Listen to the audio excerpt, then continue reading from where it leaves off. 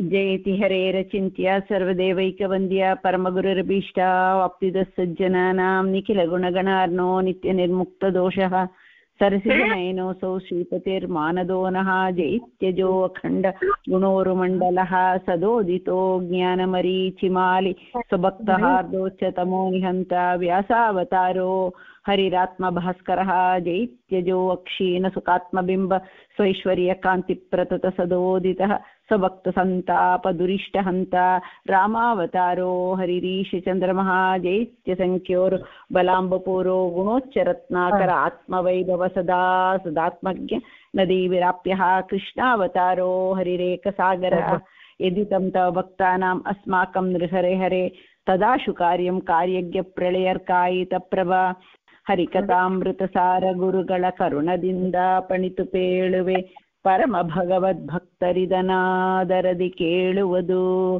ಆದರದಿ ಕೇಳುವುದು. ಹರಿಕಥಾಮೃತ ಸಾರದಲ್ಲಿ ಪಂಚಮಹಾಯಜ್ಞ ಸಂಧಿ ನೋಡ್ತಾ ಬಂದಿದ್ದೀವಿ. ಇಲ್ಲಿ ಮುಖ್ಯವಾಗಿ ಈ 10 ಪ್ರಾಣರಲ್ಲಿ ಮುಖ್ಯ ಪ್ರಾಣರ 10 ರೂಪಗಳು, 10 ರೂಪದಲ್ಲಿ ಪಂಚಪ್ರಾಣ ಕೇಳಿದ್ದೀವಿ. ಉಳಿದ 5 ಪ್ರಾಣರಲ್ಲಿ ಇರುವಂಥದ್ದು ಮುಖ್ಯವಾಗಿ 13th ಪದ್ಯದಲ್ಲಿ ಇದನ್ನ ಹೇಳ್ತಾ ಬಂದಿದ್ದಾರೆ. ಸ್ವಲ್ಪ ಮ್ಯೂಟ್ ಮಾಡ್ಕೊಳ್ಳಿ, *6 ಒತ್ತಿ. ಥ್ಯಾಂಕ್ಸ್. ಈ ಪಂಚ ತನ್ಮಾತ್ರೆಗಳಲ್ಲಿ ಅಂದ್ರೆ ಈ ಪಂಚಪ್ರಾಣರು, ಪಂಚ ಪ್ರಾಣ ಅಪಾನ ವ್ಯಾನ ಉದಾನ ಸಮಾನ ನಮ್ಗೆ ಗೊತ್ತು. ಉಳಿದದ್ದು ನಾಗ, ಕೂರ್ಮ, ಕೃಕಳ, ದೇವದತ್ತ, ಧನಂಜಯ ಇದು ನಮ್ಗೆ ಪರಿಚಯ ಇಲ್ಲ. ಆದ್ರೆ ಇಲ್ಲಿ ವಿಶೇಷವಾಗಿ ಇಲ್ಲಿ ಹೇಳ್ತಾ ಇದ್ದಾರೆ. ಯಾಕೆ ಹೇಳ್ತಾ ಇದ್ದಾರೆ ಈ ರೂಪಗಳು? ಈ ಪದ್ಯದಲ್ಲಿ 13th ಪದ್ಯದಲ್ಲಿ ಈ ರೂಪಗಳನ್ನು ಯಾಕೆ ವಿಶೇಷವಾಗಿ ಸೆಪರೇಟ್ ಮಾಡಿ ಕೊಡ್ತಾ ಇದ್ದಾರೆ? 12th ಪದ್ಯದಲ್ಲಿ ಬಂದದ್ದು ಇಲ್ಲಿ ಸೆಪರೇಟ್ ಮಾಡಿ ಇಲ್ಲಿ ರೂಪಗಳನ್ನ ಇಲ್ಲಿ 11th ಪದ್ಯದಲ್ಲಿ ಬಂದದ್ದನ್ನು ಸೆಪರೇಟ್ ಯಾಕೆ ಅಂದ್ರೆ, ನಮಗೆ ಈ ದೇಹ ದೇವರು ಕೊಟ್ಟಿದ್ದಾನೆ. ಈ ದೇಹದಿಂದ ವ್ಯಾಪಾರ ಆಗಬೇಕು. ಒಂದು ಉದಾಹರಣೆಗೆ ನೋಡೋಣ. ಯಾವುದೋ ಒಂದು ರೂಪವನ್ನು, ಯಾವುದೋ ಒಂದು ವಸ್ತುವನ್ನ ನೋಡ್ತೀವಿ. ಆ ವಸ್ತು ಅಲ್ಲಿ ಇದೆ ಅಂತ ನಮ್ಗೆ ಗೊತ್ತಾಗಬೇಕಂದ್ರೆ ಕಣ್ಣು ಬೇಕು. ಕಣ್ಣು ಇದ್ರೆ ಸಾಲದು, ದೇವರು ಎಲ್ಲ ಕಡೆನೂ ಬೇಕು. ಕಣ್ಣು ಮಾತ್ರ ಇದ್ರೆ ಸಾಲದು, ಕಣ್ಣು ಇರಬೇಕು, ವಸ್ತು ಇರಬೇಕು. ಕಣ್ಣು ಇದೆ, ವಸ್ತು ಒಂದು ಇದೆ, ಆವಾಗಲೇನು ಅಲ್ಲಿ ಕಾರ್ಯಗಳಾಗೋದೇ ಇಲ್ಲ. ಯಾವಾಗ ಕಾರ್ಯ ಆಗತ್ತ? ಆ ವಸ್ತು ಇದೆ, ಆ ವಸ್ತುಗೇನು ಕಣ್ಣಿಗೇನು ಸಂಪರ್ಕ ಆಗಬೇಕು. ಅದು ಆಗೋದು ಆ ಒಂದು ರೂಪಗ್ರಹಣ ಅಂತ. ವಸ್ತು ಇದೆ, ಕಣ್ಣು ಇದೆ, ಆ ವಸ್ತುವ ರೂಪವನ್ನ ಕಣ್ಣು ಚೆಂದಾಗೆ ಕಾಣುತ್ತೆ. ವಸ್ತುವು ಇದೆ, ವಸ್ತು ಮೇಲೆ ಬೆಳಕು ಇದೆ, ಕಣ್ಣಲ್ಲಿನೂ ಇದೆ. ಇದ್ದ ಮಾತ್ರಕ್ಕೆ ಯಾವುದು ಆಗೋದಿಲ್ಲ. ಆ ರೂಪವನ್ನ, ಆ ವಸ್ತುವನ್ನ ಕಣ್ಣಿನಿಂದ ನೋಡಬೇಕು.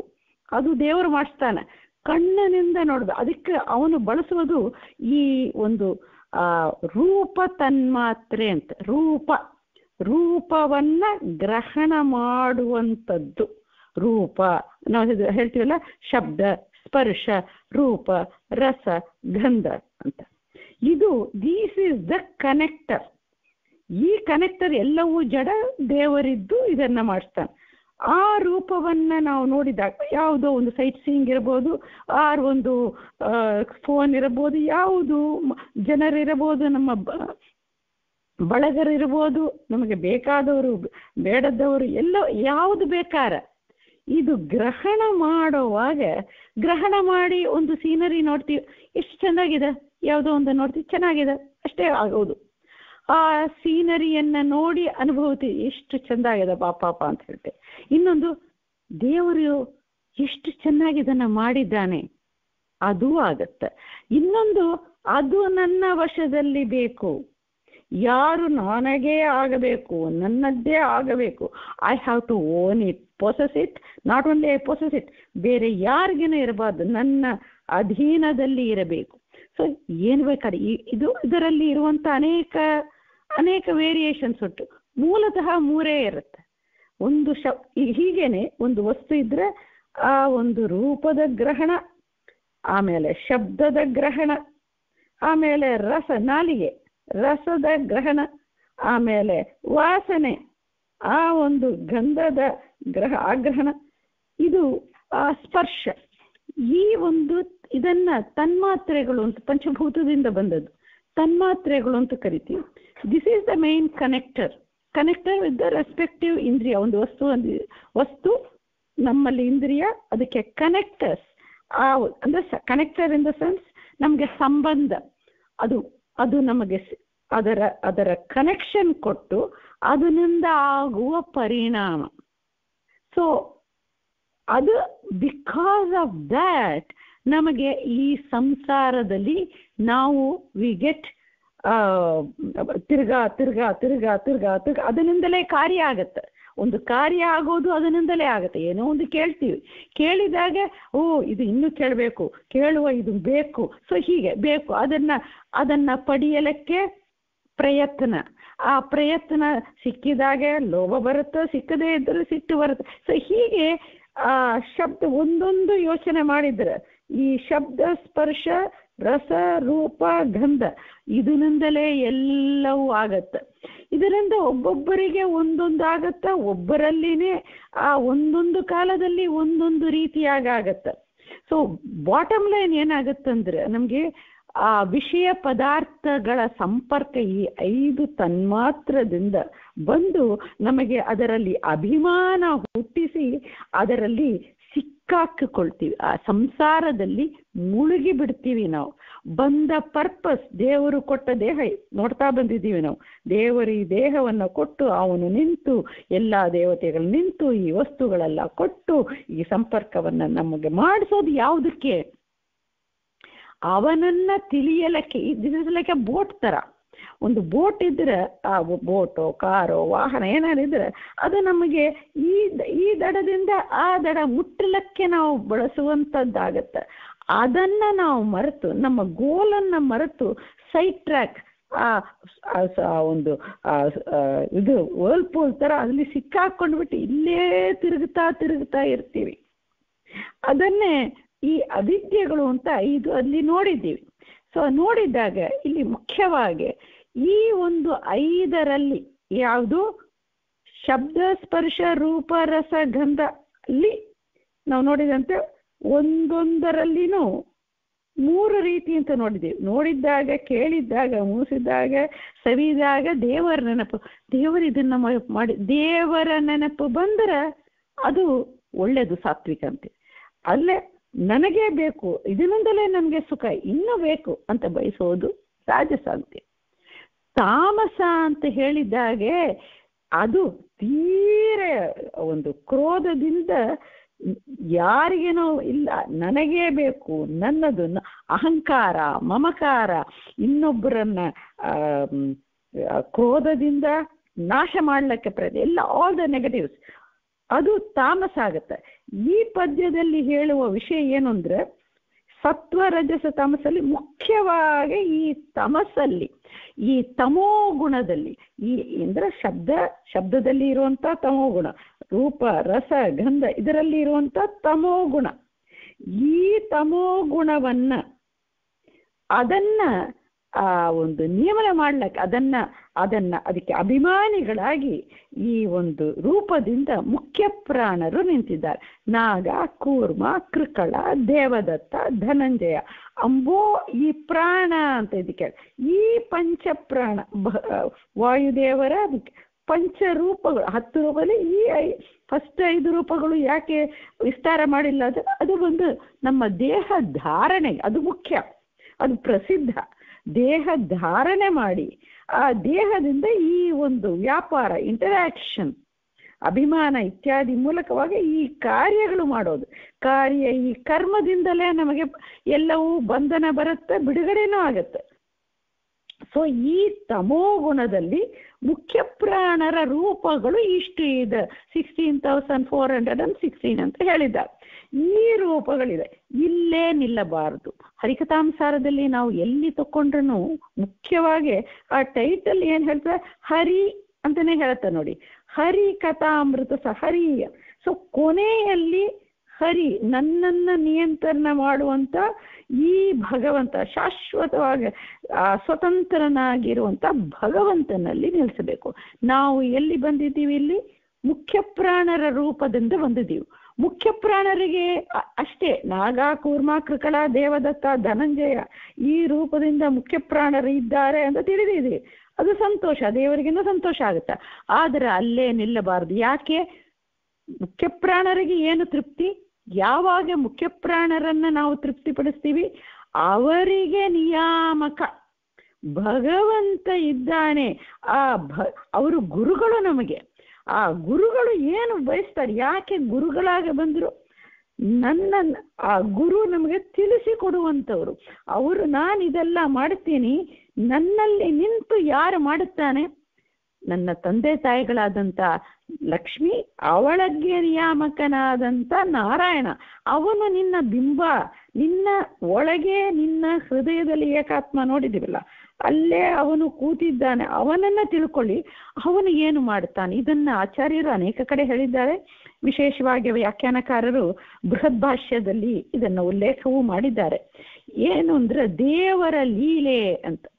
ದೇವರು ಒಬ್ಬನೇ ಇದ್ರನ್ನು ಅವನು ಅನೇಕ ಜಾಗೆಯಲ್ಲಿ ಅನೇಕ ಕಾರ್ಯಕ್ಕೆ ಅನೇಕ ರೂಪಗಳನ್ನ ಬಳಸ್ತಾನೆ. ಇದರಿಂದ ಪ್ರಯೋಜನ ಯಾಕೆ ಬಳಸಬೇಕು ಅವನು ಅಂದ್ರೆ, ಅಷ್ಟು ರೂಪಗಳನ್ನು ಈ ಬ್ರಹ್ಮಾಂಡದಲ್ಲಿ ಇರುವಂತ ಅಷ್ಟು ರೂಪಗಳು ಅಂದ್ರೆ ಇನ್ಫಿನಿಟ್ ಅಂತ ಅರ್ಥ ಅಲ್ಲ.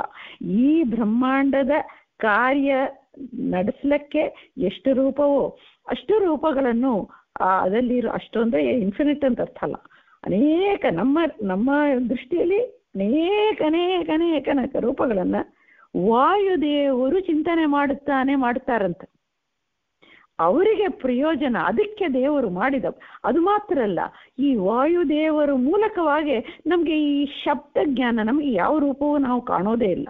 ನಮಗೆ ಇವಾಗ ಈ ಶಬ್ದ ಜ್ಞಾನ ದೇವರು ಅನೇಕ ರೂಪದಿಂದ ಅನೇಕ ವೈಭವದಿಂದ ನಾವೇ ನೋಡ್ತೀವಲ್ಲ. ಆ ತಿಮ್ಮಪ್ಪನ ನೋಡಿದ್ದಾಗ ಆಗಲಿ ಅಥವಾ ಉಡುಪಿ ಕೃಷ್ಣನ ನೋಡಿದ್ದಾಗ ಒಂದೊಂದು ವೇಳೆ ಒಂದೊಂದು ಅಲಂಕಾರ, ಒಂದೊಂದು ವೈಭವ ನೋಡ್ತಾ ತಿರುಗಿ ಹೋದ ನೋಡ್ತಾನೆ ಇರ್ತೀವಲ್ಲ. ಅಂದ್ರೆ ಎಷ್ಟು ಒಂದೇ ಅಲಂಕಾರ ಯಾಕರೆ ಹಾಕಬಾರ್ದು, ಒಂದೇ ರೂಪ ಯಾಕರೆ ಇಡಬಾರ್ದು ಅಂದ್ರೆ ಒಂದೊಂದರಲ್ಲಿ ಒಂದು ಎಲ್ಲವೂ ಅವನಲ್ಲಿ ಇದೆ ಎಂಬುವ ಚಿಂತನೆ ಬರ್ಲಕ್ಕೆ ಆಗಲ್ಲ ಮಾಡ್ತಾರೆ. ಅನೇಕ ರೂಪದಿಂದ ಅವನಿದ್ದಾನೆ. ಆ ರೂಪವನ್ನ ಶಬ್ದತಃ ನಮಗೆ ಮುಖ್ಯ ಪ್ರಾಣ ತಿಳಿಸಿಕೊಡ್ತಾರೆ. ಸೊ ಇಲ್ಲಿ ಬಂದಾಗ ವಿಶೇಷವಾಗಿ ಇಲ್ಲಿ ಏನ್ ಹೇಳ್ತಾ ಇದ್ದಾರೆ ಅಂದ್ರೆ, ಇಲ್ಲಿ ಅವಿದ್ಯೆಗಳು ಈಗ ನಾಗಾದಿಗಳ ಅಧಿಷ್ಠಾನದಲ್ಲಿ ಲಕ್ಷ್ಮೀದವನು ಕ್ರುದ್ಧೋಲ್ಕ ಮೊದಲಾದ ಅಂತ ಬಳಸಿದ ಒಂದು ವಿಶೇಷ. ಇಲ್ಲಿ ಈ ನಾಗ ಎಲ್ಲಿ ನಿಲ್ತಿದ್ದೀವಿ ನಾವು? ನಾಗ, ಕೂರ್ಮ, ಕೃಕಳ, ದೇವದತ್ತ, ಧನಂಜಯ ಈ ರೂಪಗಳು ಶಬ್ದ, ಸ್ಪರ್ಶ, ರೂಪ, ರಸ, ಗಂಧದಲ್ಲಿ ಆ ಒಂದು ತಾಮಸದಲ್ಲಿ, ಆ ಒಂದು ಸತ್ವರಜಸ್ ತಾಮಸ ಎಂಬುದಲ್ಲಿ ತಮಸ್ಸು, ಆ ದೇವರಿಗೆ ತೀರ ವಿರುದ್ಧವಾಗಿ ಹೋಗುವಂತ ಅದನ್ನ ಅವಿದ್ಯೆ. ಈ ಅವಿದ್ಯೆಗಳಲ್ಲಿ ಅವಿದ್ಯೆಯನ್ನು ನೋಡಿದ್ದೀವಿ, ಒಂದು ಗೊತ್ತಿಲ್ಲದೆ ಇರುವಂಥದ್ದು, ನಮ್ಗೆ ಗೊತ್ತಿಲ್ಲ. ಅದನ್ನ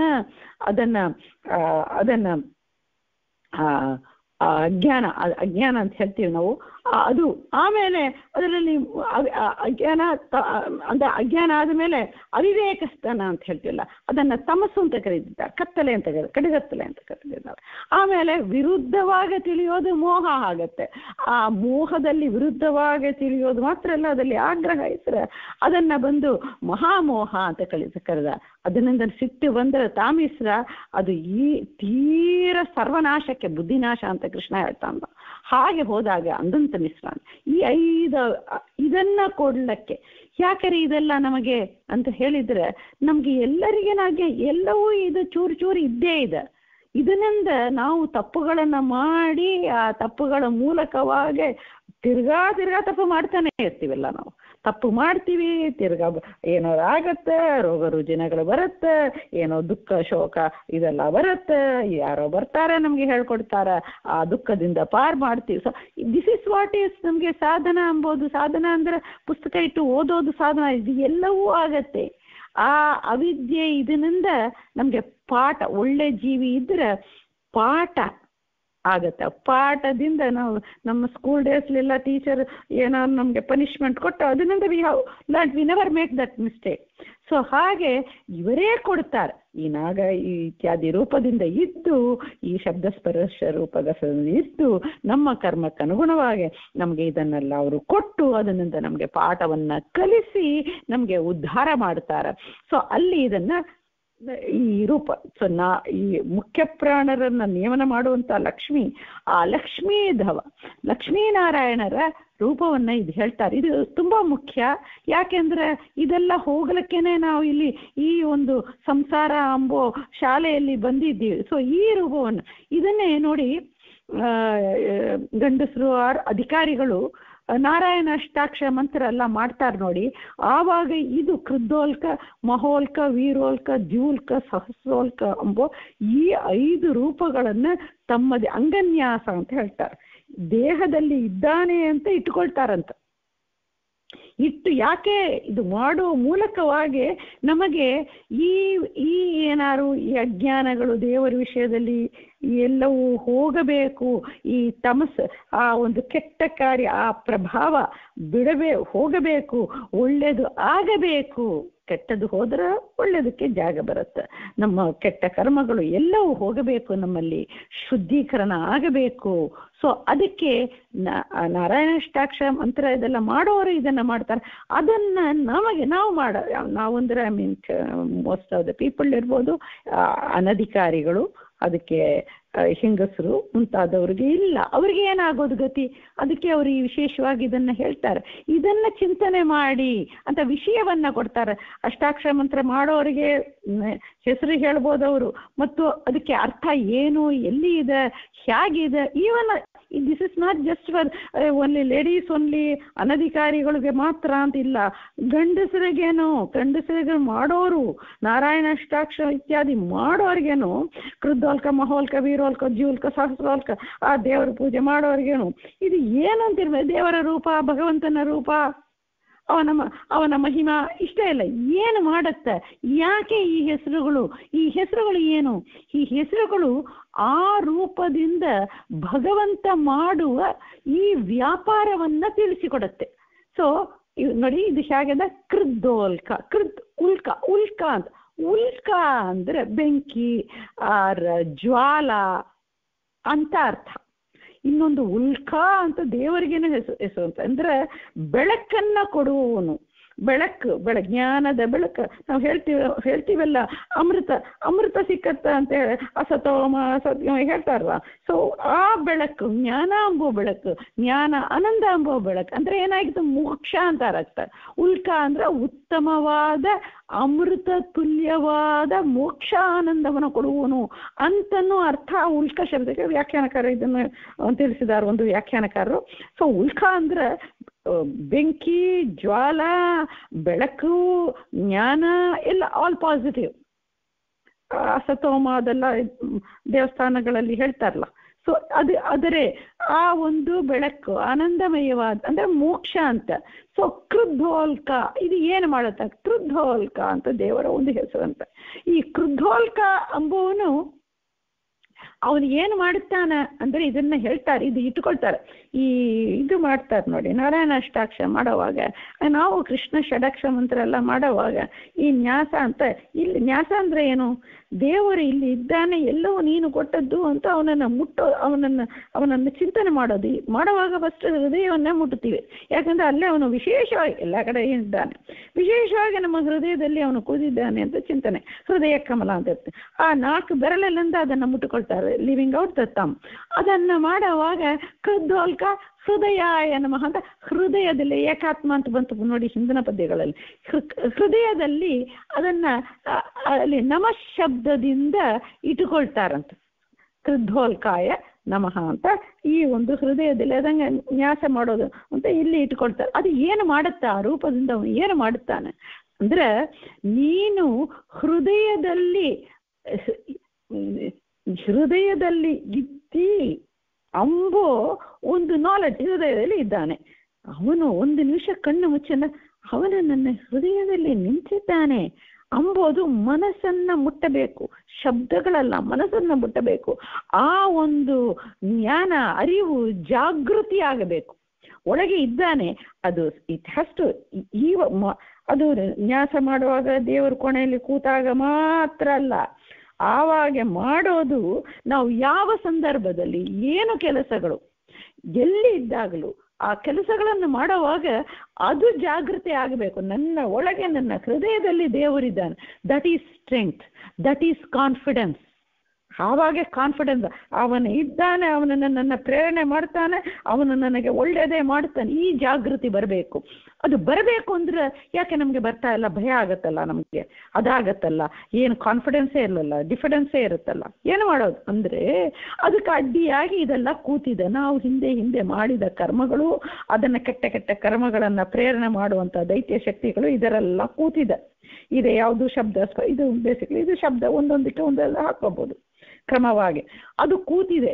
ಸೊ ಇವನು ಏನು ಮಾಡ್ತಾನಂದ್ರೆ ಕೃದ್ಧೋಲ್ಕ ಎಂಬ ಹೆಸರಿನಿಂದ ಅಲ್ಲಿ ಹೃದಯದಲ್ಲಿ ನಿಂತು ಆ ಶಬ್ದ ತನ್ಮಾತೆ ನಾಗ ಕೂರ್ಮ ಅದು ನೋಡಿದ ಆ ನಾಗನಲ್ಲಿ ಇವನು ನಿಂತು ಲಕ್ಷ್ಮೀ ಸಹಿತವಾಗಿ, ಲಕ್ಷ್ಮೀ ರೂಪ ಏನು ಅಂತ ನನಗೆ ಏನೋ ಕಾಣಿಸಿಲ್ಲ, ಸೊ ಲಕ್ಷ್ಮಿ ಅಂತಾನೆ ಇಟ್ಕೊಳ್ತಾ ಇದ್ದೀನಿ. ಕೃದ್ಧೋಲ್ಕ, ಲಕ್ಷ್ಮೀ ಸಹಿತವಾಗಿ ಕೃದ್ಧೋಲ್ಕ ರೂಪದಿಂದ ನಿಂತಿದ್ದಾನೆ. ಏನು ಮಾಡ್ತಾ ಇದು ಹೆಸರು ಹೇಗೆ ಅಂದ್ರೆ ಅದು ಅವನು ಮಾಡುವ ಕೆಲಸವನ್ನ ಹೇಳುವಂತ ಗುಣ.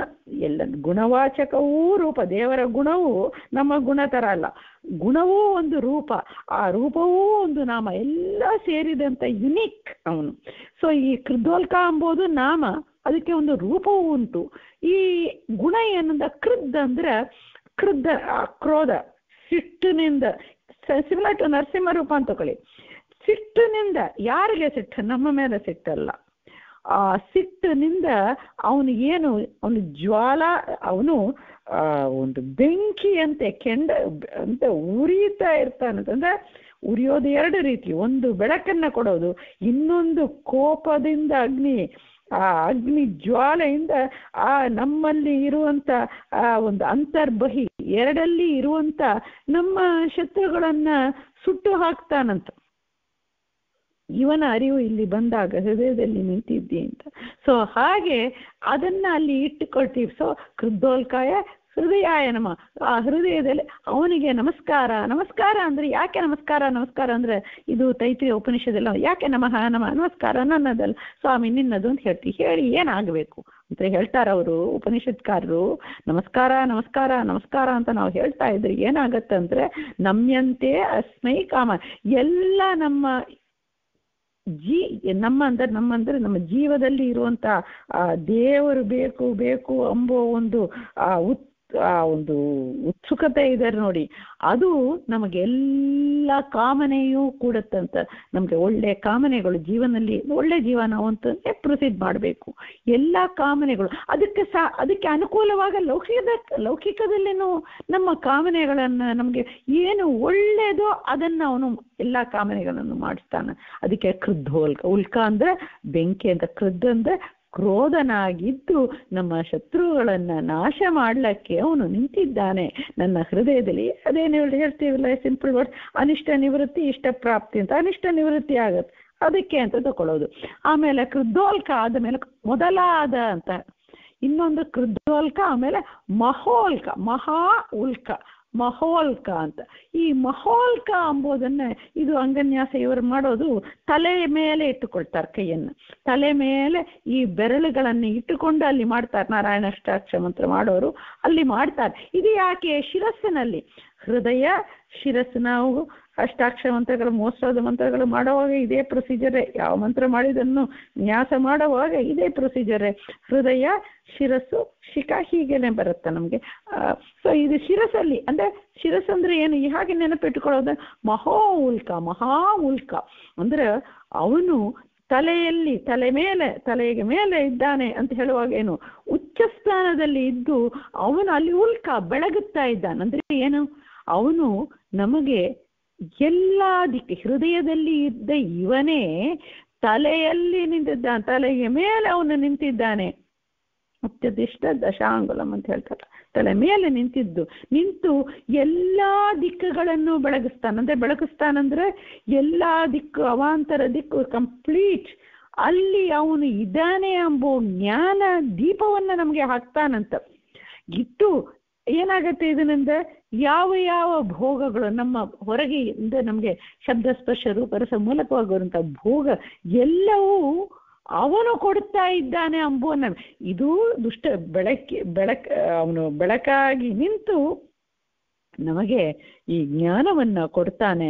ಅವನಿಗೆ ಶಿರವನ್ನ ಬಾಗಬೇಕು, ಶಿರಸಲ್ಲಿ ಆ ಬುದ್ಧಿ ಕೊಟ್ಟು ಅವನು ಮಾಡ್ತಾನ ಅಂತ ಮಹಾ ಉಲ್ಕ ಅಂತ.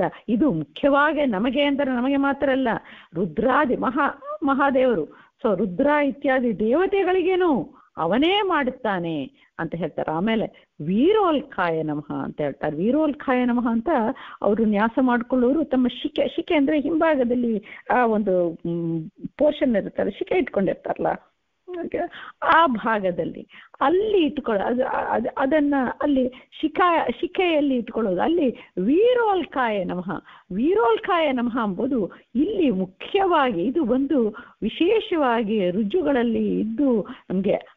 ಯಾಕೆ ರುಜುಗಳು ಅಂದ್ರೆ ಮುಖ್ಯ ಪ್ರಾಣರು ಅವರ ಕಕ್ಷೆಯಲ್ಲಿ ಬರುವವರು, ಇವರನ್ನು ಆ ಕಕ್ಷೆಯಲ್ಲಿ ಇರೋರು ಎಲ್ಲರಿಗೇನು ಅಂದ್ರೆ ರುದ್ರನಿಗೆ ಮೇಲಿರುವಂತ ಈ ದೇವತೆಗಳಲ್ಲಿ ವಿಶೇಷವಾದ ವಾಯುದೇವರಲ್ಲಿ ವಿಶೇಷವಾಗಿ ನಿಂತಿದ್ದು ಏನು ಮಾಡುತ್ತಾರಂದ್ರೆ ಅವರಲ್ಲಿ ಆ ಉತ್ಸಾಹ ಯಾವ ಕಾರ್ಯ ಮಾಡಬೇಕು. ವೀರೋಲ್ಕ ಅಂದ್ರೆ ವೀರ ಅಂತ ಹೇಳ್ತೀವಿ, ಅಂದ್ರೆ ಮಾತು ಚೆನ್ನಾಗಿ ವಾಕೀರೈತಿ ಚೆನ್ನಾಗಿ ಮಾತು ಬರೋದು ಮಾತ್ರ ಅಲ್ಲ, ವೀರೋಲ್ಕ ಅಂತ ಹೇಳೋ ಮೂಲಕವಾಗಿ ನಮಗೆ ಯಾವ ಕಾರ್ಯ ಎಲ್ಲ ಗೊತ್ತಿದೆ ರೀ, ನಮಗೆ ಏನು ಇಂಟ್ರೆಸ್ಟೇ ಇಲ್ಲ, ಹೇಳ್ತೀವಲ್ಲ ಎಲ್ಲ ಓದಬೇಕು ರೀ, ಅಲ್ಲಿ ಹೋಗಬೇಕು, ಏನೋ ನನಗೆ ಕೈಲಾಗ್ತಾ ಇಲ್ಲ, ಇಂಟ್ರೆಸ್ಟ್ ಇಲ್ಲ ಅಂತ ಹೇಳ್ತೀವಲ್ಲ.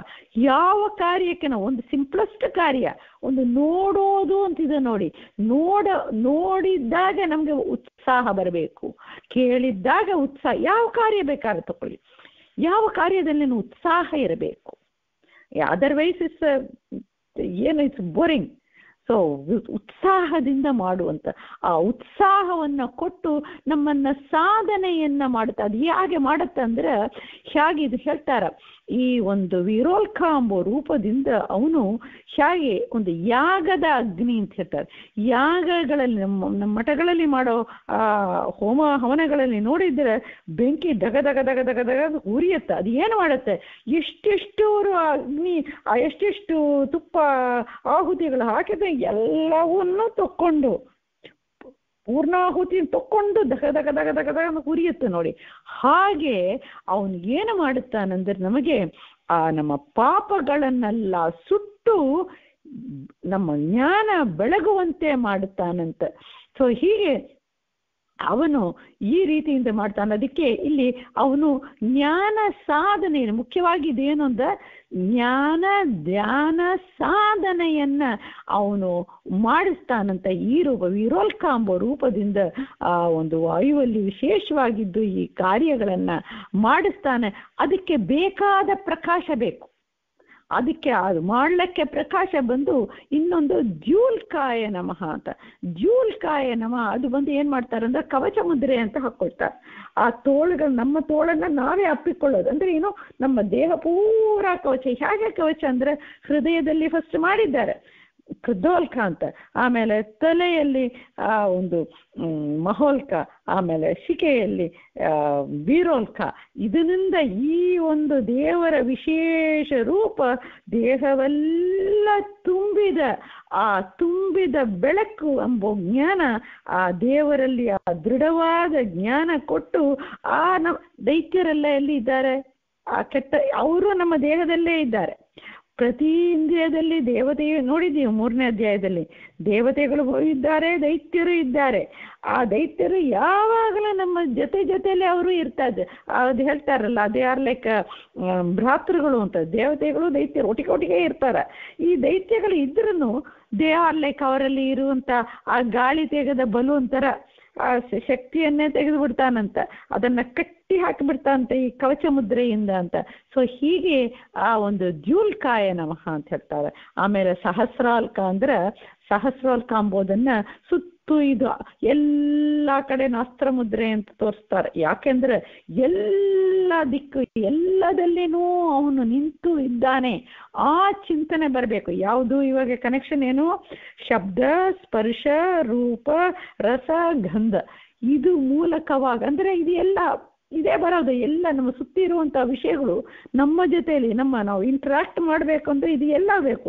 ಎಲ್ಲಿ ನಮ್ಮ ಸುತ್ತ ಇರುವಂತ ಎಲ್ಲ ದಿಕ್ಕಲ್ಲಿನೂ ಇರುವಂತ, ನಾವು ಎಲ್ಲಿಗೆ ಹೋದ್ರೂ ಈ ದೇಹ ಬಿಟ್ಟು ಇನ್ನೊಂದು ಸ್ವರ್ಗಕ್ಕೇನೋ ನರಕಕ್ಕೆ ಹೋಗೋ ಯಾವ ಸ್ಥಾನ ಎಲ್ಲಿ ಬೇಕಾದ್ರೆ ಸಂಚಾರ ಮಾಡಿ, ಇವರು ಸಹಸ್ರೋಲ್ಕ ಎಲ್ಲ ಕಡೆನೂ ಆಯುಧವನ್ನ ಧರಿಸಿ ಅವನು ನಮ್ಮನ್ನ ರಕ್ಷಣೆ ಮಾಡ್ಲಿಕ್ಕೆ ನಿಂತಿದ್ದಾನೆ ಎಂಬ ಸ್ಮರಣೆಯನ್ನ ಬರುತ್ತಂತೆ. ಅಂದ್ರೆ ಆ ಕೆಟ್ಟದೆಲ್ಲ ತೆಗೆದು ಈ ಶಬ್ದ, ಸ್ಪರ್ಶ, ರೂಪ, ರಸ, ಗಂಧದಲ್ಲಿ ಆ ಒಂದು ತಾಮಸ ನಾವು ಮಾಡುವಂತಹ ಕಾರ್ಯದಿಂದ ಆ ತಾಮಸ ಕೆಲಸಗಳನ್ನೆಲ್ಲ ಚೆಂದಾಗಿ ಕಟ್ಟಿ ಹಾಕಿ ನಮ್ಮ ಪಾಪಗಳನ್ನೆಲ್ಲ ತೆಗೆದು ಅಲ್ಲಿ ಒಂದೊಂದು ಬೆಳಗುವಂತೆ ಮಾಡ್ತಾನೆ.